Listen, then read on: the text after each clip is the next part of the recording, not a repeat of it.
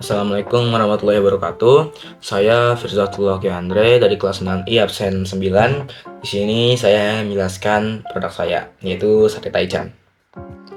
Pertama-tama saya ingin mendeskripsikan produk saya terlebih dahulu. Sate taichan merupakan sajian khas Indonesia yang menawarkan pengalaman pedas dan gurih. Setiap tusukan sate terdiri dari potongan daging ayam tanpa kulit yang dipanggang hingga kecoklatan. Disajikan dengan bumbu pedas khas taichan yang memikat. Ditambah dengan sensasi manis dan asam, sate taichan menjadi pilihan sempurna bagi pecinta rasa yang mencari kombinasi kelezatan dan kepedasan.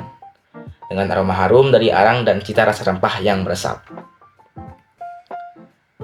Lalu selanjutnya saya ingin menjelaskan mengenai proses pembuatan. Di sini saya akan menjelaskan terlebih dahulu tentang bahan-bahan yang saya gunakan. Pertama ada daging ayam, utamakan untuk menggunakan dada atau paha. Yang kedua ada tusuk sate, yang ketiga ada bawang putih, yang keempat ada bawang merah, yang kelima ada cabai rawit sesuai selera, yang keenam ada kemiri, yang ketujuh garam secukupnya. Langkah-langkah. Yang pertama, potong daging ayam menjadi dadu sesuai selera. Rendam daging ayam dalam bumbu halus dan diamkan selama beberapa jam agar bumbu meresap. Kedua, persiapan tusuk sate. Rendam tusuk sate dalam air agar tidak mudah gosong saat dipanggang. 3. Tusuk daging ayam. Masukkan potongan daging ayam yang telah direndam dalam bumbu halus ke tusuk sate. Sisakan sedikit ruang di bagian bawah untuk memegang. 4. Panggang sate. Panaskan panggangan atau grill. Panggangan sate di atas panggangan yang sudah dipanaskan hingga matang dan berwarna kecoklatan.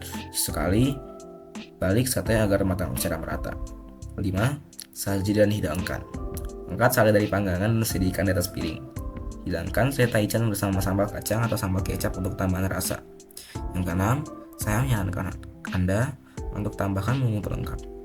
Bumbu pelengkap seperti kecap manis atau jeruk nipis dapat ditambahkan sesuai selera.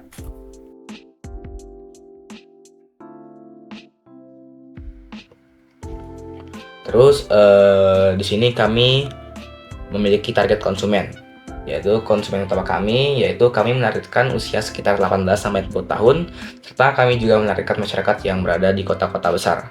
Yang kedua, kami juga menargetkan para konsumen yang menyukai kuliner pedas dan gurih, karena rasa tersebut ada di dalam sate taichan. Yang ketiga, kami juga menargetkan orang-orang yang sering menikmati makanan untuk orang-orang yang suka berkumpul dengan keluarga ataupun teman. Yang keempat, kami juga menargetkan para konsumen yang kelasnya menengah ke bawah, karena harga dari sate taichan tersendiri itu sangatlah terjangkau. Lalu ada produk serupa di pasaran, terutama di kota Bandung.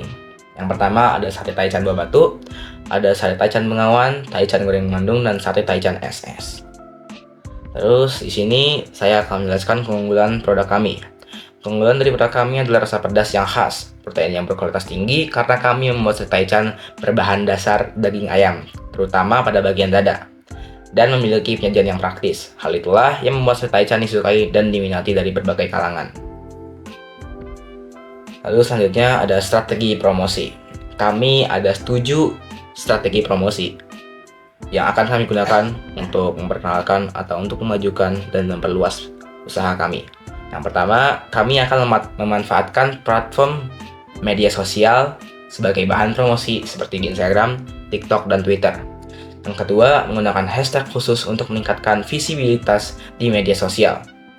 Yang ketiga, kami juga akan menggunakan program diskon seperti diskon pada hari-hari penting, hari tahun baru, hari lebaran, hari natal, dan hari pahlawan. 4. Kami akan berkolaborasi dengan influencer atau selebgram untuk mencobanya, lalu memberikan ulasan mengenai makanan kami, sembari melakukan konten pada akun mereka.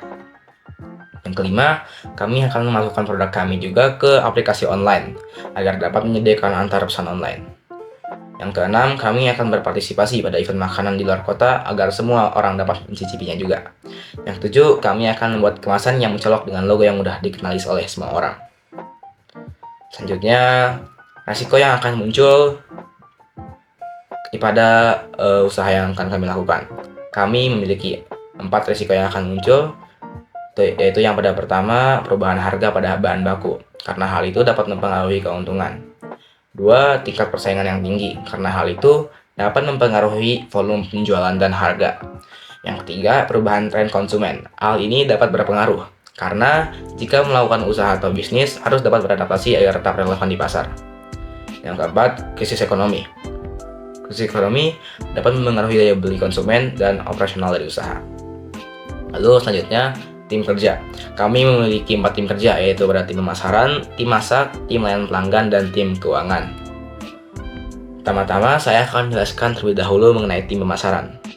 Tim pemasaran pada kami berfungsi untuk memperkenalkan usaha kami keluar, seperti membuat konten di platform media sosial, menyarankan untuk mengikuti acara makanan di luar daerah, mengundang kolaborasi pada influencer lain, serta memberikan program diskon kepada pelanggan. Selanjutnya ada tim masak. Tim masak pada usaha kami merupakan sebuah tim yang bekerja berada pada bagian dapur. Jika ada pesanan yang datang dari pelanggan, yang akan memasaknya adalah dari tim masak. Tim layanan pelanggan. Tim layanan pelanggan kami berfungsi untuk melayani pelanggan yang sedang memesan, seperti mengatur transaksi pembelian, menawarkan menu dan program diskon yang tersedia, hingga mengantarkan makanan pada pelanggan. Lalu selanjutnya ada tim keuangan. Tim keuangan pada kami berfungsi untuk mengatur biaya pengeluaran, masukan, gaji pada karyawan, serta laba bersih. Lalu, saya akan menjelaskan kebutuhan modal awal. Pertama, saya menggunakan ayam 12 kg sebesar untuk membutuhkan uang sebesar Rp325.000. Lalu yang kedua, tusuk sate sebesar Rp10.000. Ada cabai 1 kg Rp60.000. Lalu ada alat bakar Rp59.000. Ada gas untuk harga satuan gas portable yang saya maksud adalah 9.500, dan saya menggunakan 5, jadi saya kali 5 itu hasilnya 97.500. Lalu ada tenda itu 135.000. Lalu semua telah ditotalkan itu menjadi 1.176.500. Selanjutnya saya memperkirakan modal kembali. Yang pertama-tama itu 3.000 tusuk. Saya menggunakan 3.000 tusuk, saya perkirakan dalam 1 bulan. Lalu satu tusuknya itu 2.000. Jadi 3.000 dikali 2.000 adalah 6 juta. Lalu dikurang ada modal awal yang saya gunakan.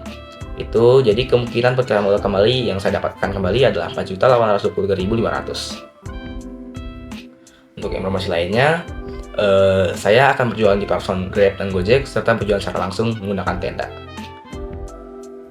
Sekian dari saya, mohon maaf kalau ada salah kata serta kekurangan dalam menjelaskan atau dalam PowerPoint saya.